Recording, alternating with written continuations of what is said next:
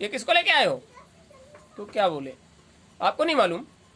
अरे आपने ये नाम दिया था आशा देवी, ये वही तो है। अरे नाम तो दिया था आशा देवी, और यहाँ तो फोटो भी लगा हुआ है। ये नाम वही है लेकिन फोटो नहीं है। ये वो वाला फोटो नहीं है जिस आशा देवी के लिए भेजा है, ये वो वाली आशा देवी नहीं है, ये फोटो तो दूसरा है। जब फोटो में मिलान किया तो वास्तव में वो फोटो नहीं था। आपसे क्या कहा जाता है जब हाजिरी होती है, आपकी दृष्टि से टकराएगी नहीं तो आपका फोटो चित्र वहां सही नहीं पहुंचेगा, और जब दृष्टि से टकराएगी तो आपका फोटो चित्र वहां छपेगा। देखो क्या कह रहे हैं, ये फोटो उसमें मिलान नहीं करता। आपसे कहा जाता है आप छोटे बड़े बहू बेटी कुछ भी हो, लेकिन जिस वक्त हाजिरी होती है उस वक्त आपका आनंद इतना खुला हो कि आपका फोटो सही वहां पहुंच जाए, ताकि जब कभी आप उधर जाओ तो आप कहो देखो हम तो वहां दरबार में जाते थे, हम गुरु के अपनाए हुए जीव हैं, हम वहां हाजिर नाजिर होते थे। और जैसे ही आपका फोटो वहां निकल कर आएगा, ये फिल्म बन रही है जहां आप अभी बैठे हो, ये चलचित्र ये फिल्म बनकर वहां हाजिर है। आप उधर जब कभी भी जाओ तो आप दावे के साथ कह सकते हो देखो वहां गुरु महाराज का दरबार लगा हुआ था और हम आत्म कल्याण के लिए वहां गए थे, हमने वहां इतना समय दिया था। यदि इसमें सामर्थ्य है तो हम इस काल और माया के किसी भी नियम के अंदर नहीं आते। बड़ी बात, आप दावे के साथ कह सकते हो इस काल माया के दायरे में हम नहीं आ सकते, क्योंकि संतमत से जुड़ने के बाद काल और माया का नियम उस जीव पर लागू नहीं होता। जब तक महात्मा के सुपुर्द होते हो, जीव पर महात्मा का अधिकार होता है और जहां भी जाएगा महात्मा की दृष्टि में रहेगा। तो आप समझ लीजिए, हम आप सब इस संसार में जिस काम से भी आए हैं, कोई बात नहीं, जैसे भी आ गए हैं, जीवन जियो आराम से, जो हमारे प्रारब्ध में है हमको मिलेगा। और प्रारब्ध से ज्यादा चाहिए तो मंत्र महामणि विषय ब्याल के मेटत कठिन कुअंक भाल, किस्मत के बुरे अंकों को भी मिटाने की सामर्थ्य गुरु महाराज। लेकिन तब सदगुरु वैद्य वचन विश्वासा, सदगुरु ऐसा वैद्य है जिसके वचनों पर आपको विश्वास करना पड़ेगा। संयम के साथ है न विषय की आशा, विषयों की आशा को त्याग कर संयम से गुरु महाराज को समर्पित हो जाओ। संसार का कोई भी काम आपसे रुक जाए तो आप गुरु महाराज के आगे आकर कह सकते हो कि हुजूर आपने तो कहा था। अब कारण क्या है? संयम किसको करना है? संयम आपके अंतःकरण को होना चाहिए, मन को, बुद्धि को, चित्त को, अहंकार को, कि आप संयम में जब हो गए तो साधना में आपका काम बनेगा। बारीकी वाली बात बता दें, देखो जितना सुमिरन जरूरी है, जितना भजन जरूरी है, उतना ही आपके अंदर ध्यान भी जरूरी है। जो जमकर ध्यान करते हैं वो भूत प्रेत, जो शरीर छोड़कर आत्माएं जो दूसरे को कष्ट दुख देती हैं, ध्यान योग में प्रकाश उत्सर्जित होता है। ध्यान योग से आपके शरीर के अंदर ऊर्जा प्रकाश उत्पन्न होता है और उन समस्त जीवात्माओं को जो शरीर छोड़कर संसार में भटकती हैं वो प्रकाश बर्दाश्त नहीं। अभी आपसे कहा जाए सूरज को देखिए तो आपकी दृष्टि नहीं टिकेगी, क्योंकि आपकी आंखें उसे बर्दाश्त नहीं कर सकती। इसी तरह से ध्यान अवस्था में जो प्रकाश उत्सर्जित होता है शरीर के अंदर से, उसे आप नहीं देख सकते, लेकिन छद्म वेशधारियों को वो प्रकाश दिखाई देता है और इसीलिए वो इस तरह का कोई भी जीव ध्यान योग करने वाले के संपर्क में नहीं आता। अब कारण ये है, करोगे कैसे? तो आपको पता है वो तीनों अवस्थाएं सुमिरन, ध्यान और भजन की, जो पुराने नामदानी हैं उनको तो तीनों क्रियाएं खूब मन से, बुद्धि से, चित्त से, अहंकार से समर्पित होकर। अब वही बात है, माला तो कर में फिरे, जीभ फिरे मुंह में, और मनुआ तो 14 फिरे। सारी व्यवस्थाएं बैठे बैठे करते हो आसन पे, तो कहे तो तुम संसार को ही समर्पित रहे, तुम मालिक को समर्पित कब हो पाए? मतलब समर्पण होना चाहिए, संसार का नहीं, संसार तो तुम्हारे पास है ही। अंतःकरण का समर्पण जब हो जाएगा तो अपने आप अंधकार छटेगा और प्रकाश सामने दिखाई देगा। हर मंडल में जाकर खुद मुलाकात करोगे। लेकिन एक ही बात आपसे सबसे निवेदन करते हैं, किसी भी तरह की साधना में किसी भी तरह की मालिक की दया, यहाँ आने वाला साधक नहीं है, यहाँ आया और मालिक की दया उतरी। होता क्या है, हुजूर ने देखा आप दुखिया थे, आपने आकर अंतर से रो दिया, बाहर से दिखाया नहीं, आंसू नहीं दिखाए, लेकिन अंतर से आकर रो दिए, हुजूर हम बहुत दीन दुखी हैं, हम पर भी दया कर दीजिए। तो मालिक के सामने जो पहुंचा, सन्मुख होए जीव मोय जबई, जन्म कोटि अघनासो तबई, मालिक की दया उतरी और तुम्हें विश्वास जताने के लिए वो कहीं न कहीं तुम्हें अंतर में दर्शन देंगे।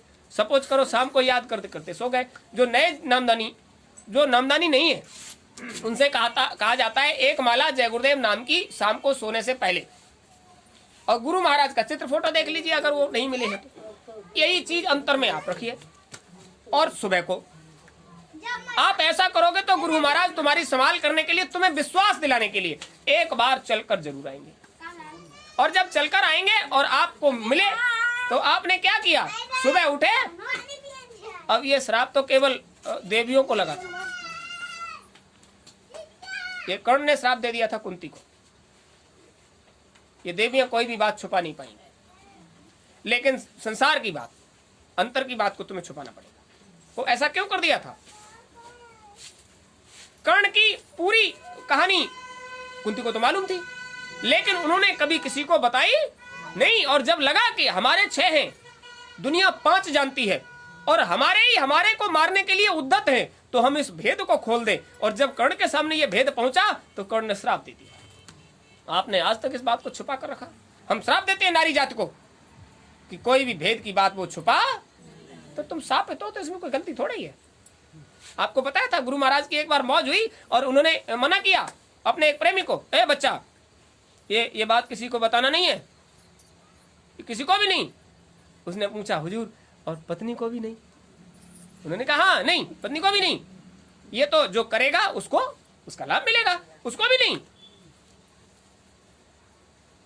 अब हम आज तक कोई बात छुपाए नहीं है गुरु महाराज। अरे संसार की बातें तो मत छुपाइए, खूब बताइए, लेकिन ये बात उसको नहीं बताना। उन्होंने कहा हुजूर और बता दी तो तुम्हारा कोई लाभ नहीं होगा और उसको भी कोई लाभ नहीं मिलने वाला, तुम्हारा नुकसान हो जाएगा, इसलिए मत बताइए। गुरु महाराज ऐसा नहीं हो सकता। उन्होंने कहा देखो भाई, ये देवियां शापित हैं, ये देवियां शापित हैं, इनके अंदर में वो बात नहीं छुप सकती। तुम्हारा प्रचार हो जाएगा और तुम्हारा सब बट जाएगा, तुम्हारे पास कुछ नहीं रहेगा। बोले हुजूर कैसे हो सकता है? उन्होंने कहा बैठो हम बताते हैं, ऐसे हो सकता है। एक प्रेमी से उसके गुरु ने कहा कि किसी भी बात को अपनी पत्नी को, संत मत की बात को पत्नी को मत बताना। उसने कहा हुजूर ऐसा कैसे हो सकता है, हमारी पत्नी तो जो हम कहते हैं वो मानती है। बोले नहीं, शापित है, वो नहीं मानेगी। नहीं मानेगी, वो हमसे बहुत प्रेम करती है। अरे बहुत अच्छा है, प्रेम करती, लेकिन वो मानेगी नहीं, शापित है। अरे कैसे नहीं मानेगी? तो ऐसा करो, उन्होंने कहा एक तरबूज ले जाना काट के, एक कपड़े में बांध के, वो उसके रंग से वो रंग जाएगा कपड़ा। वो पत्नी पूछेगी तो आप उससे कह देना हमारी फला व्यक्ति से दुश्मनी थी, हम उसको मारकर उसका सर काट कर ले आए, और चुपके से उसको छुपा देना और उसको बता देना अगर तुमने ये बात किसी को बता दी तो पुलिस आएगी, हमको जेल जाना पड़ेगा और फांसी की सजा भी हो सकती है, इसलिए वो नहीं बताएगी। इतनी बड़ी बात रख देना उसको तो वो नहीं बताएगी। और वही हुआ, वो तरबूज काट कर ले गया आधा बांध कर। तो उसने पूछा इसमें क्या है, ये रंगा हुआ कैसा है? बोले फला व्यक्ति से हमारी दुश्मनी थी, हम उसका सर काट कर ले आए और हम घर, ये अपने घर में जो कुठिया है इसमें रख देते हैं, कल इसका इंतजाम करेंगे। और उसने कहा ये तुमने क्या कर दिया? अरे जो भी कर दिया बताना किसी को नहीं है। अगर तूने किसी से कह दिया तो पुलिस पकड़ कर ले जाएगी, हमको जेल हो जाएगी और हो सकता है फांसी भी हो जाए, फिर तू किसके सहारे जिएगी? हाँ वो तो है, तो कहना नहीं किसी से? हाँ नहीं कहेंगे। अब वो देवी रात भर जागती रही, अब वो पेट में बात आई और सुबह बहुत जल्दी वो पहले महिलाएं देवियां वो लोटा लेकर बाहर जाती थी मैदान, और सबसे पहले पहुंच गई और लोटा रख के बैठ गई खेत में। अब इंतजार करे कोई आ तो जाए, ये तो बहुत बड़ी समस्या है। एक देवी आई चुन चुन करती हुई, वो भी आकर पास में बैठ गई। कौन हो? अरे हम फलानी है बहन, हम तो बहुत संकट में पड़ गए। क्या बात है? अरे बहन कहना किसी से मत, हमारे आदमी एक आदमी का सर काट कर ले आए हैं और कुठिया में रख दिया है, कहना मत किसी से। अब हम बहुत संकट में हैं, हमको चैन नहीं पड़ा, रात भर नींद नहीं आई है। हाँ सो तो है, 1 आई 2 आई 4 आई 6 आई, वो तो मामला ही होता है। यहाँ तो मना किया जाता है कि भोजन के वक्त भी बात मत कीजिए, और वो तो विसर्जन के वक्त भी बात करती है, मुंह तो बंद ही नहीं रहता। और सारी व्यथा उन्होंने कह दी। और जो आए उससे कहे कहना किसी से मत, जो आए उससे कहे कहना किसी से मत, और सब में बात हो गई। और जब तक सूरज निकला वो सारी देवियों ने जाकर अपने घर कहा, कह तो दिया है कि कहना किसी से मत, ले तुम लोग भी सुन लो, कहना किसी से मत। अब जब सबसे यही कहते रहोगे कहना किसी से मत और कह सबसे दोगे तो कहाँ पे छुपेगी बात। वो बात चौकीदार तक पहुंच गई, उसने जाकर चुपके से पुलिस को बता दिया हमारे गांव में ऐसा कांड हो गया है। और जब तक सूरज निकला तब तक दरवाजे पर पुलिस खड़ी थी। कहाँ है फलाने दास? और सोकर उठे। वो कहाँ है सर? कल काट कर लाए थे। बोले हुजूर सर तो हम रात को काट के लाए थे और रात में ही आपके पास कोई पहुंच गया खबर देना? बोले नहीं, खबर तो सुबह पहुंची है। बोले हुजूर हम 2 लोगों के बीच में बात थी, सर काट कर लाए हम और हमारी पत्नी, और तीसरा कोई था ही नहीं। तुम्हें सूचना किसने दे दी? बोले घर से निकल के देखो, गांव का बच्चा कह रहा है कि रात कल वो सर काट के लाए हैं। बोले हुजूर ऐसा हो ही नहीं सकता। वो पत्नी को बुलाया, हाँ तुमने तो किसी से नहीं कहा? अरे वो बहन आई गई थी, हमने उनसे कही काऊ से मती। वो आ गई सुबह, सोच के लिए गए थे, वो मिल गई तो हमने उनसे कहा कहना किसी से मत। और बड़ी नालायक है, उसने कह दिया किसी से।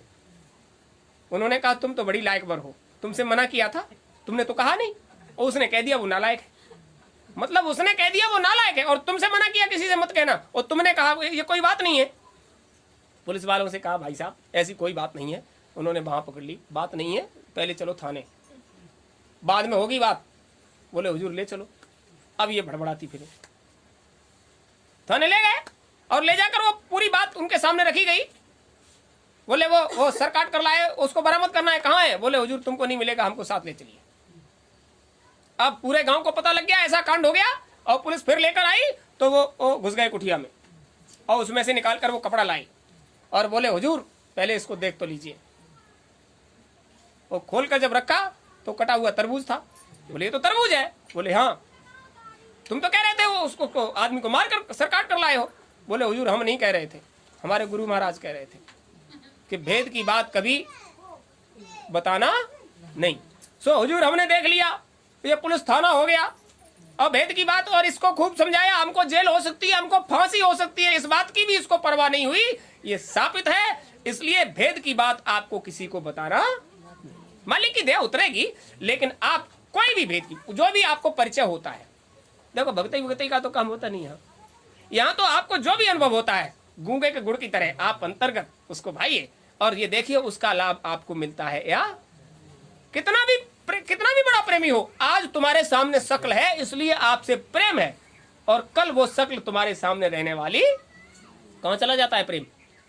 लकड़ियों पर रख के जला देते हो, पानी में डाल देते हो, मिट्टी में गाड़ देते हो, वो प्रेम कहां चला जाता है? इसका मतलब इस मिट्टी से किसी का, इस जो आपके पास है ये सौदा जो है ना वो तुम्हारा नहीं है, वो कुदरत का है।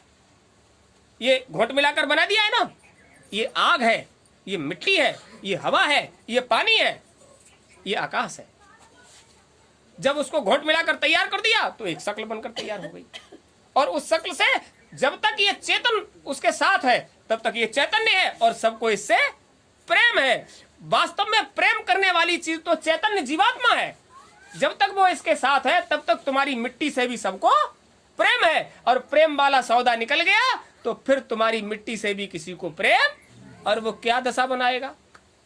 मोटे मोटे ठिंगर नीचे से ऊपर तक चिनेगा, छाती पर तो और ज्यादा मोटे रखेगा, कहीं निकल के न भाग जाए, फिर आ सकता है घर पे वापस।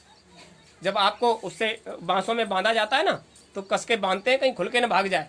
आज बड़ी मुश्किल से ये दाव मिला है, आज इसकी वो दशा कर देंगे कि मिट्टी का मिट्टी में, पानी का पानी में, आग का हवा में, हवा का हवा में, ऐसे मिला देंगे ताकि ये दोबारा शरीर लेकर फिर ना आ जाए। बड़े दुख दिए हैं, सुख दिए हैं कि कोई चिंता नहीं, लेकिन उसका एक एक दुख आपके अंतर में उभर कर आता है, चाहे पति है, चाहे पत्नी है, चाहे माँ बाप है, चाहे बच्चे हैं।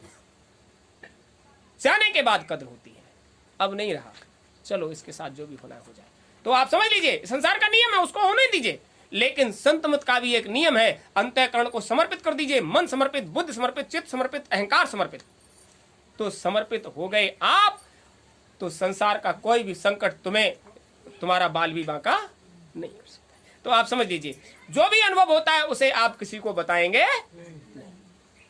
खूब पक्का सुमिरन करिए, पक्का ध्यान करिए, पक्का भजन करिए, और जब मजबूती के साथ करोगे, जब संयम के साथ करोगे, तो उसको उसका लाभ मिलेगा, और लाभ पाइए, उसका प्रचार मत करिए। जय गुरुदेव।